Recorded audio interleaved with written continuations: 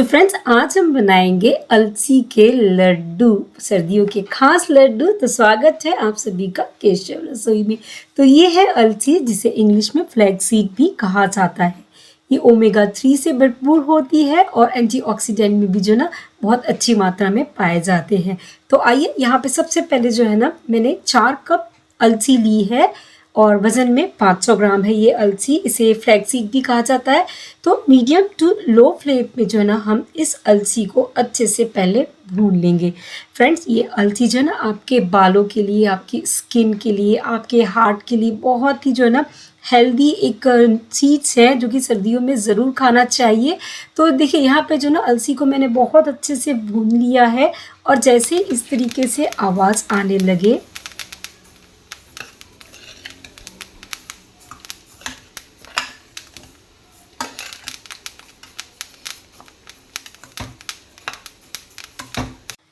अलसी हमारी तैयार हो चुकी है भून के। इसे मैंने निकाल के ठंडा होने के लिए रख दिया। यहाँ पे मैंने कुछ ड्राई फ्रूट्स लिए हैं, जिसमें मैंने 2 कप मखाना, 1 कप ये मैंने सूखा नारियल लिया है कद्दूकस किया हुआ, और 1 छोटा कप मैंने जो है ना लिया है गोंद, और ये कुछ ड्राई फ्रूट्स। लगभग आधा आधा कप मैंने 4 प्रकार के ड्राई फ्रूट्स लिए हैं। और अब जो है ना हम इन सभी को एक एक करके यहाँ फ्राई कर लेंगे। तो सबसे पहले मैंने जो है ना कढ़ाई में 1 बड़ा चम्मच घी लिया और ये जो गोंद है वो थोड़ा थोड़ा गोंद इसमें डालते हुए हम यहाँ पे गोंद को अच्छे से भून लेंगे। ध्यान रखिए गोंद को आप एक साथ बिल्कुल मत डालिए, वरना क्या होगा कि गोंद जो है ना थोड़ी सी कच्ची रह सकती है। तो हमें थोड़ा थोड़ा करके ही गोंद को जो है ना घी में मीडियम टू लो फ्लेम पे इस तरीके से भून के तैयार कर लेना है। गोंद बहुत अच्छे से जो है फूल जाती है और उसका जो है ना देखेंगे आप कलर भी चेंज हो जाता है। गोंद हमारी जो ना हड्डियों के लिए बहुत ही अच्छी होती है और गोंद वैसे तो ऑप्शनल है, आप चाहे तो इस लड्डू में डालें, चाहे तो बिना गोंद डाले भी आप ये लड्डू बना सकते हैं। बट मैं आपको सलाह दूंगी कि आप इसमें लड्डुओं में गोंद ज़रूर डालें। तो यहाँ पे मैंने सारी गोंद को जो है ना थोड़ा थोड़ा करके यहाँ पे भून के अलग करके प्लेट पे रख लिया। अब वापस इसी कढ़ाई में हम डालेंगे 1 छोटा चम्मच घी और जो हमने मखाने लिए हैं उसे यहाँ पे भून लेंगे। 2 कप मैंने मखानों का इस्तेमाल किया है। मखाने भी कैल्शियम और आयरन से भरपूर होते हैं और हमारी हड्डियों के लिए बहुत ही जो ना लाभदायक होते हैं। तो मखानों को भी हम मीडियम टू लो फ्लेम पे जब तक ये क्रिस्पी ना हो जाए तब तक इसे भून के अच्छे से तैयार कर लेंगे। तो मखाने भी हमारे देखिए अच्छे से रेडी हो चुके हैं।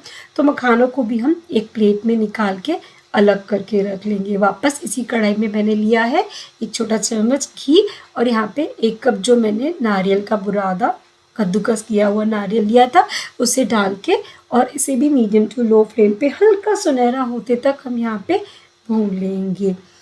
इन सभी ड्राई फ्रूट्स में से आप जो भी अपनी मर्जी अपनी पसंद के हिसाब से कम ज़्यादा कर सकती हैं। तो हमारा नारियल भी जो है ना हल्का सुनहरा हो चुका है, तो इसे भी हम निकाल के एक प्लेट में अलग करके रख लेंगे।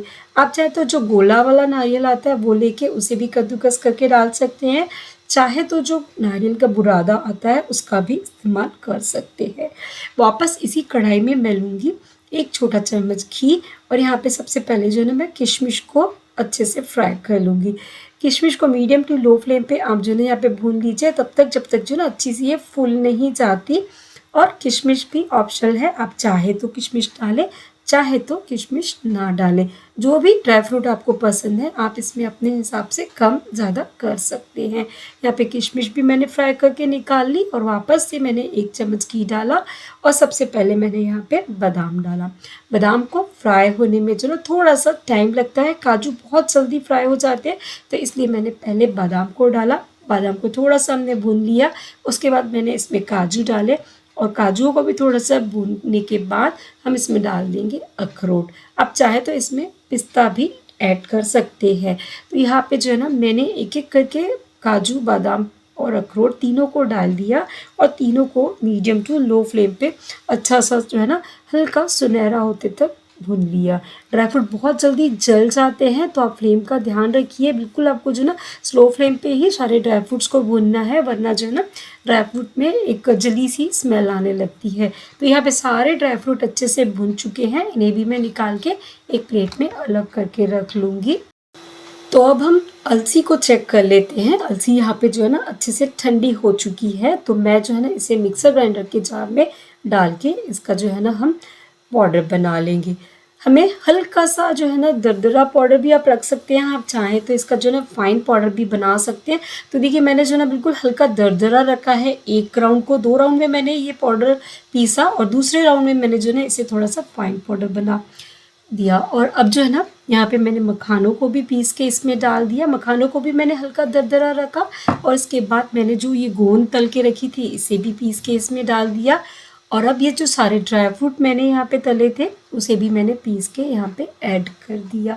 और अब ये जो नारियल का बुरादा है इसे भी मैं मिक्सी में थोड़ा चला लूँगी और इसमें ऐड कर दूँगी। और अब ये जो किशमिश हमने तल के रखी थी इसे भी हमने जो है ना इस तरीके से पीस के ऐड कर दिया।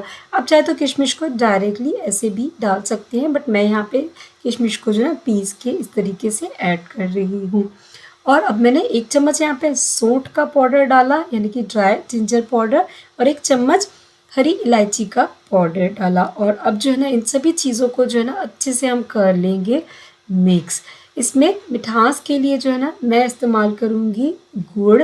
आप चाहें तो शक्कर का भी इस्तेमाल कर सकते हैं, चाहे तो मिश्री का पाउडर बना के भी इसमें ऐड कर सकते हैं। तो यहाँ पे सभी सामग्री को मैंने अच्छे से कर लिया मिक्स। और इसे मिक्स करने के बाद अब हम बनाएंगे गुड़ का सिरप, जिसके लिए मैंने 2 चम्मच घी लिया है, देसी घी। और यहाँ पे मैंने लगभग 3 पाव के करीब गुड़ लिया है। गुड़ को आप ध्यान रखिए कि गुड़ में आप पानी कभी भी ऐड मत करिए। पानी डालने से क्या होता है ना कि हमारे लड्डुओं की शेल्फ लाइफ उतनी अच्छी नहीं होती। तो बस घी और गुड़ को जो है ना आप यहाँ पे गरम कर लीजिए और गुड़ को आप इतना गरम करिए कि वो पिघल जाए। आपको जो है ना इसे बहुत ज़्यादा नहीं पकाना है, इसकी बिल्कुल चाशनी वगैरह नहीं बनानी है, बस इसे जो है ना मेल्ट करना है। जैसे ही गुड़ पिघल जाएगा इसे हम लड्डू के जो मिश्रण को हमने तैयार किया उसमें ऐड करना है। आप ध्यान रखिए कि इसे बिल्कुल बहुत ज़्यादा मत पकाइए, वरना आपके लड्डू जो है ना हार्ड हो जाएंगे, बहुत ज़्यादा सख्त हो जाएंगे। तो इसीलिए आपको जो है ना बस इसे पिघलाना है। तो देखिए यहाँ पे गुड़ बहुत अच्छे से जो ना पिघल चुका है और अब इसे हम ऐड करेंगे इस मिश्रण में। तो यहाँ पे मैंने पहले जो ना हल्का सा इस तरीके से मिश्रण को साइड करके गड्ढा बना दिया और इसमें ये पिघला हुआ गुड़ डाल दिया। और अब इसे जो है ना, क्योंकि ये बहुत गर्म है तो आप थोड़ा सावधानी से करिएगा, वरना जो ना आपकी उंगलियां हर्ट हो सकती है। तो चम्मच से आप इसे कर लीजिए अच्छे से मिक्स धीरे धीरे। और उसके बाद जो है ना जैसे ये हल्का गुनगुना रह जाए उस स्टेज में आप जो है ना इसे हाथों से मिक्स कीजिएगा, क्योंकि जस्ट अभी अभी हमने गुड़ को बॉईल करके और इस मिश्रण में डाला है, तो गुड़ बहुत ज़्यादा गर्म है। तो फिलहाल आप इसमें जो है ना हाथ बिल्कुल मत डालिएगा। और जैसे ही आपको लगे ये कि आप इसमें आराम से हाथ डाल के और लड्डू बना सकते हैं, हल्का गुनगुना सा रह जाए, तब आप इसे जो है ना हाथों से मिक्स कर लीजिए। और ध्यान रखिए कि आपको लड्डू जो है ना जब भी हल्के गर्म हो उसी टाइम पे बनाने हैं। ठंडा होने के बाद ये मिश्रण जो है ना उतने अच्छे से लड्डू नहीं बना पाएगा। तो इसलिए जो ना आपको ये गरम गरम में ही हाथ चलाना है, बहुत ज़्यादा गरम नहीं, जितना आप सह सके। और उसके बाद देखिए इस तरीके से जो है ना मैंने इसके छोटे छोटे से लड्डू बनाने शुरू कर दिए।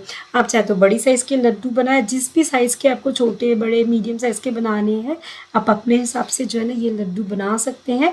तो देखिए मैंने जो है ना फ्रेंड्स इस तरीके से इसके छोटे छोटे लड्डू बनाए, जो कि बहुत ही दिखने में भी सुंदर लगते हैं और बहुत ही स्वादिष्ट ये लड्डू बन के तैयार होते हैं।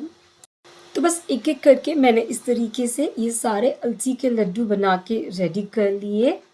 तो फ्रेंड्स तैयार है हमारे सर्दियों वाले अलसी के पौष्टिक पौष्टिक से लड्डू। तो आपको कैसी लगी ये अलसी के लड्डू की रेसिपी ज़रूर से कमेंट करके बताइएगा। चैनल पे पहली दफ़ा आए हैं तो प्लीज़ चैनल को सब्सक्राइब करिएगा। Thank you for watching.